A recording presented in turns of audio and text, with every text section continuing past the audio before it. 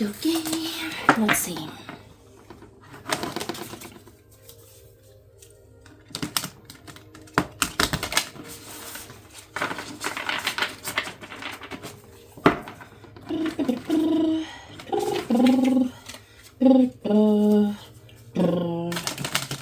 Teletubbies. I haven't watched or heard of the Teletubbies in forever. And that song just came into my head. Alright, let's see what we got.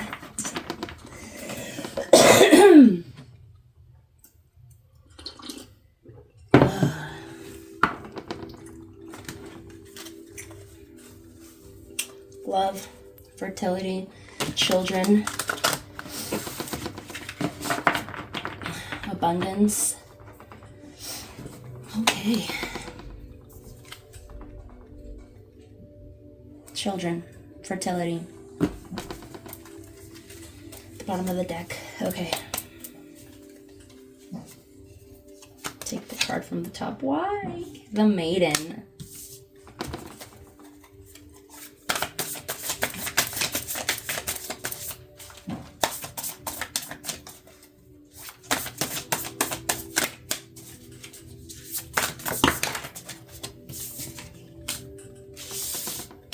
Maiden, trials and tribulations, hold your ground, support.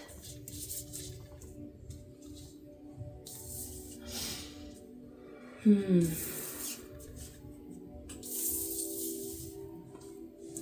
Sage in the reverse.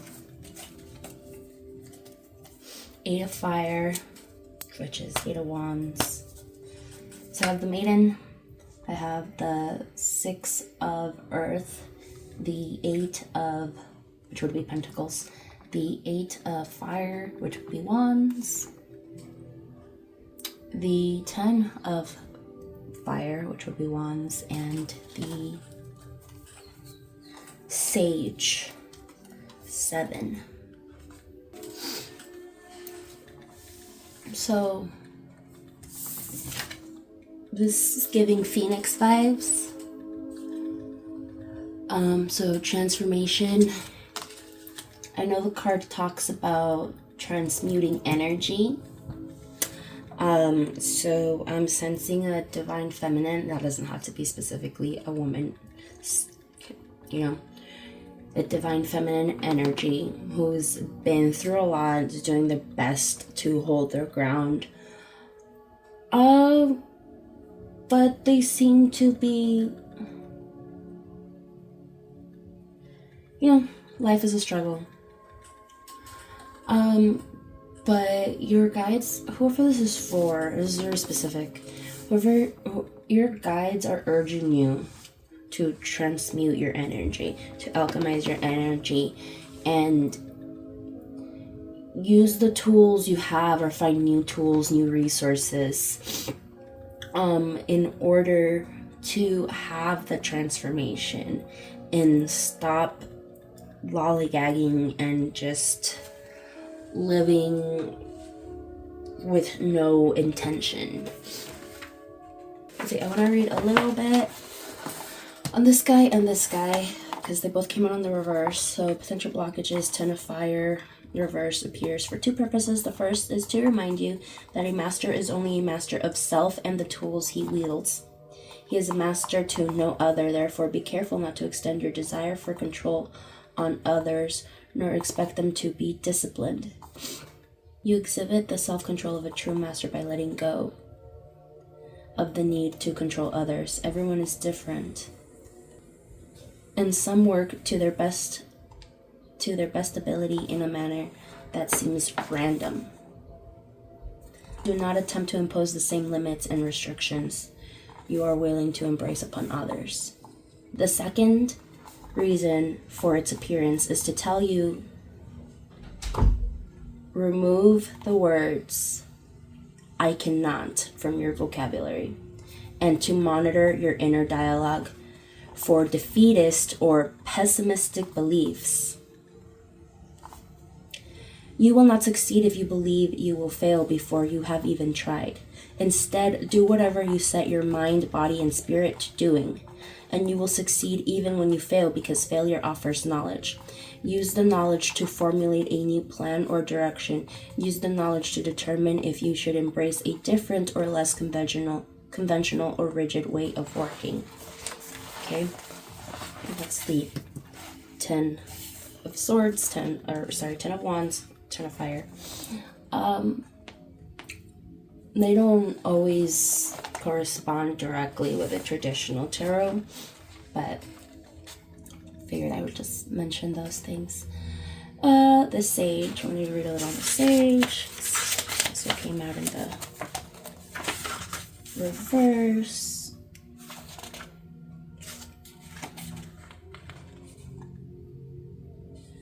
The Sage can be just a little absent-minded and also appear to be self-absorbed. He loves to speak so much that sometimes he fails to listen. Is this you? As well-intentioned as you might be in sharing your knowledge, could there be a chance that you are not listening to something you really need to hear? The Sage reverse is also symbolic of a sooth talker with the gift of gab. He can at times say what he knows people want to hear, as opposed to what needs to be said. He represents someone who is a bit of a Pied Piper. Watch out for this person in your life, because they can be quite manipulative, and you can find yourself wandering off your own path and following theirs instead. Sage is also somebody who hates being wrong. He prides himself on offering accurate information. He can be a little haughty and arrogant. When the Sage appears in the reverse, he cautions against arrogance and prideful behavior in the face of criticism. You do not always have the right, nor do you have to win every argument. Sometimes it is easier and reflects better upon you to admit that your facts or perspective might be a little skewed. Do not fall into the trap of embellishing and twisting information so that you can be seen in a positive light. Two wrongs don't make a right. Okay, so I don't know if the Sage specifically talks about this person this reading's for, or about someone you're encountering, okay? But with this 8 of Fire, this Phoenix, your guides are urging you to transmute your energies, to use your tools, find new resources if necessary. Don't lollygag. This one specifically said don't be lazy. Be careful of misleading information, misguided people that who maybe not purposefully are trying to siphon your energy or have you line up with their path, but in not accepting yourself and loving yourself and doing everything for your highest good, there's some wavering here. Okay, so we either have to let go of those habits, let go of those thought forms, or let go of those people, or let go of those habits of trying to pretend to be someone we're not.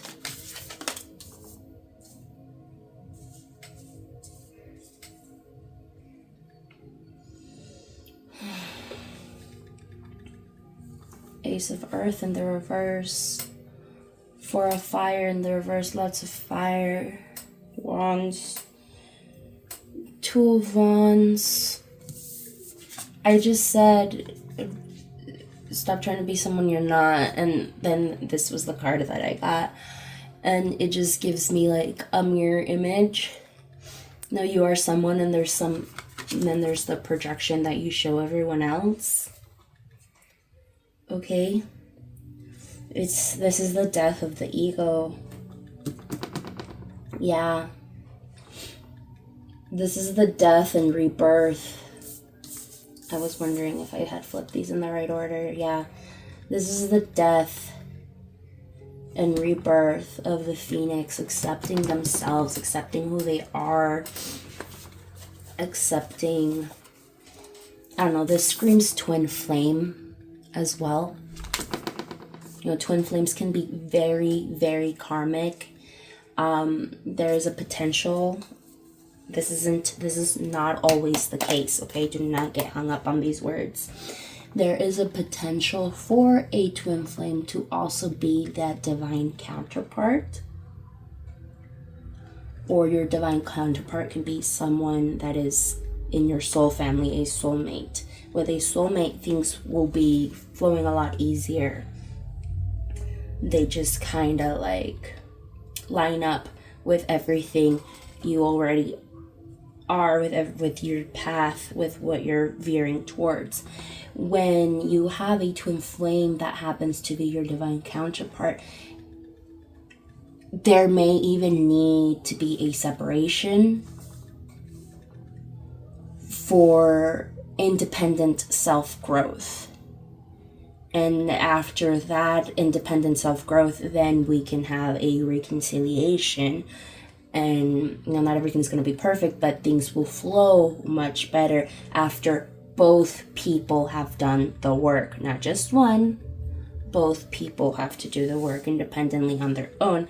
And that's when you get a twin flame divine counterpart that is not just successful, but lifelong. Okay? So divine counterparts aren't always just your soulmate. And yes, twin flames can be extremely karmic. But karmic relationships are just reflections reminding us that we need to do internal work. And if both sides of the twin flame both individuals can do the individual work, then the relationship will progress, will endure. I've done a lot of love readings today. Okay. A couple more cards. Anything else? Another deck. Okay. I'll take these two because they came up. Faced up the youth. There could be children involved.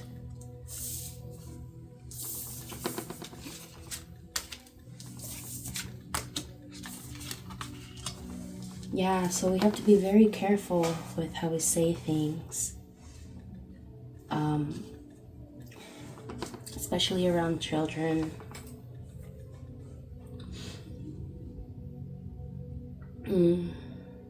Sometimes separations benefit children, but you know, I would recommend to, you know, I'm not a therapist, I'm not a doctor, I'm not your therapist, I'm not a psychologist, but I would, if there is talk of a separation and there is children involved, I would highly suggest going to couples counseling before any major decisions. We always have to take account of these children's developing brain and causing any more complexes or traumas in their development that can lower their frequency vibration. Okay, so we'll do everything with discernment. Your guides are with you. Your guides are with you. You got this. You have the power to transmute your energy, to let go, to slash down the slander, to cut ties, to cut cords. Maybe a cord cutting is in order.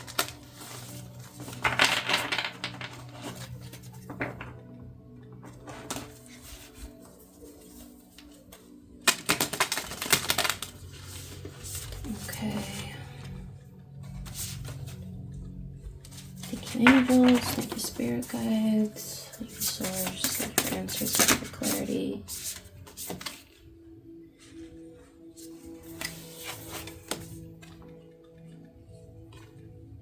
Surround yourself with positive energy. Okay? We gotta let go of those toxic situations. I'm not telling you what to do. You have free will. This is just a message from your spirit guides.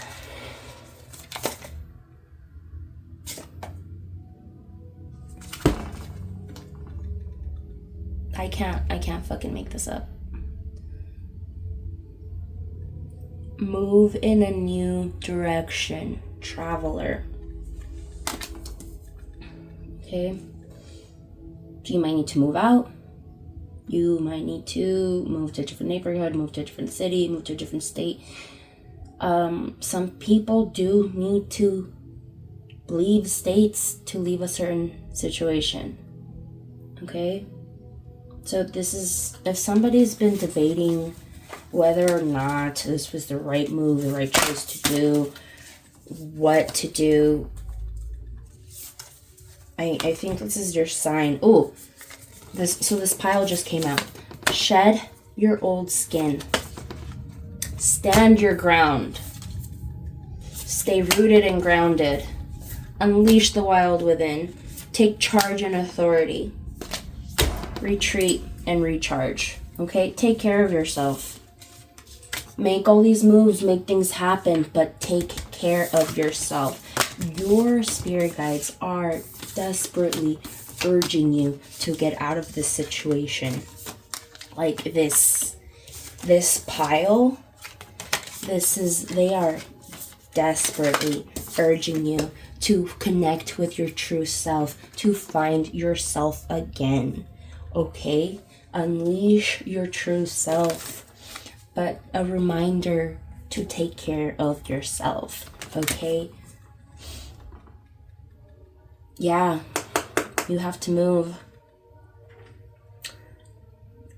Therapy's not cheap.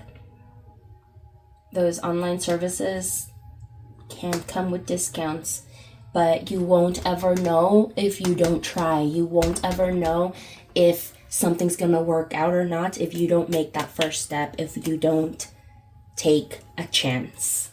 Okay? This is your sign from your guides urging you to take that chance.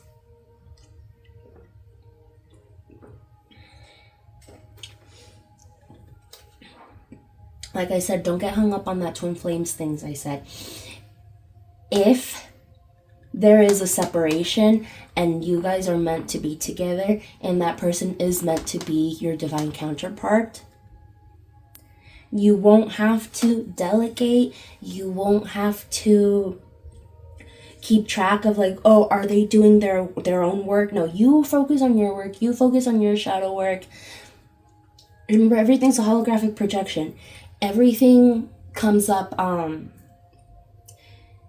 like a video game, like a map in a video game. The whole layout isn't already in existence. Okay? Things begin to unfold as we look at them. Okay? As we observe them, things change or not. So the thoughts that we project is what we're going to get back. So if you focus on yourself, surrounding yourself with positive energy, shedding that old skin, transmuting your energy, having that death of the ego and rebirth of your true self, then everything will come into place. You'll either meet your true divine counterpart, or you will see that your twin flame has done the work on their own, and eventually you will realize that they are your divine counterpart and you will come together. Okay? But a separation needs to happen in order for that to be determined, because when it comes for twin flames in divine counterpart relationships, they need to do the work independently for them to come together, for things to work. At least that's what I've gathered in my research. You know, there's a lot of debate and different forms of modalities of thinking when it comes to soulmates and twin flames and divine counterparts, okay? But in order to determine whether or not this twin flame is your divine counterpart or not, a separation needs to be made. Again, if there's children involved, I highly suggest speaking to a therapist. You might need a physical separation, especially if there's like a marriage. You might need a physical separation, some time apart, and then to come together, okay? But also this time apart is going to help you heal and recharge, okay? And help you, give you better clarity of mind in order to make better choices, okay? All right. I hope this helps, and I'm sorry for everything you're going through, okay? And thank you for loving yourself and choosing yourself and not resenting but loving others the way you wished others loved you, okay? Whether they reciprocated or not, whether they returned that or not, thank you for raising your vibration and doing your best to stay in an elevated vibration.